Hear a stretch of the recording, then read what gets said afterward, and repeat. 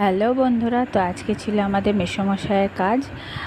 তো ভিডিওটা ইয়েটা ভয়েস ওভারটা আজকে দিচ্ছি, কিন্তু এটা ছিল প্রায় 23 তারিখে।